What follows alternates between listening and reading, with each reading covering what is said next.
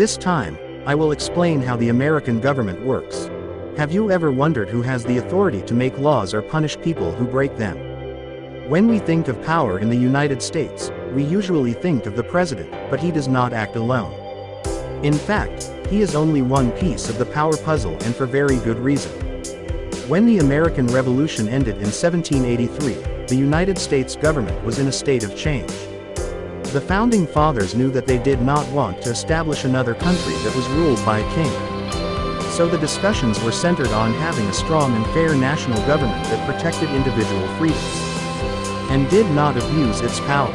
When the new Constitution was adopted in 1787, the structure of the infant government of the United States called for 3 separate branches, each with their own powers, and a system of checks and balances.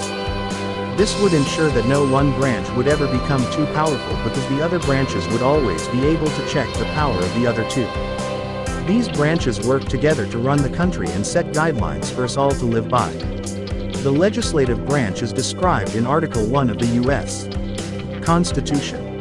Many people feel that the Founding Fathers put this branch in the document first because they thought it was the most important. The legislative branch is comprised of 100 U.S. senators and 435 members in the U.S. House of Representatives. This is better known as the U.S.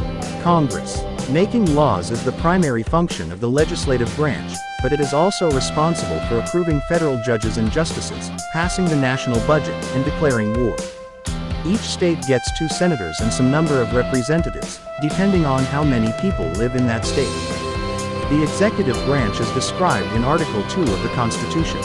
The leaders of this branch of government are the President and Vice President, who are responsible for enforcing the laws that Congress sets forth. The President works closely with a group of advisors, known as the Cabinet. These appointed helpers assist the President in making important decisions within their area of expertise, such as defense, the Treasury, and Homeland Security. The executive branch also appoints government officials, commands the armed forces, and meets with leaders of other nations. All that combined is a lot of work for a lot of people. In fact, the executive branch employs over 4 million people to get everything done.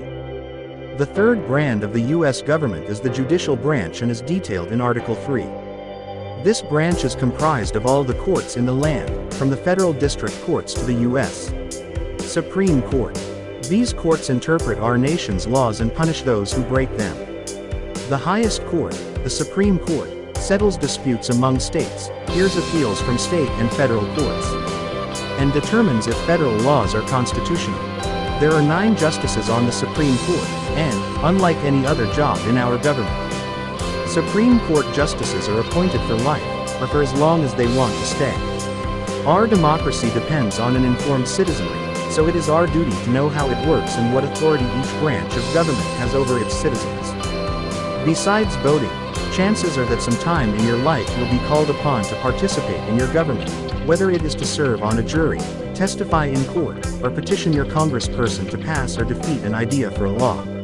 By knowing the branches, who runs them, and how they work together, you can be involved, informed, and intelligent.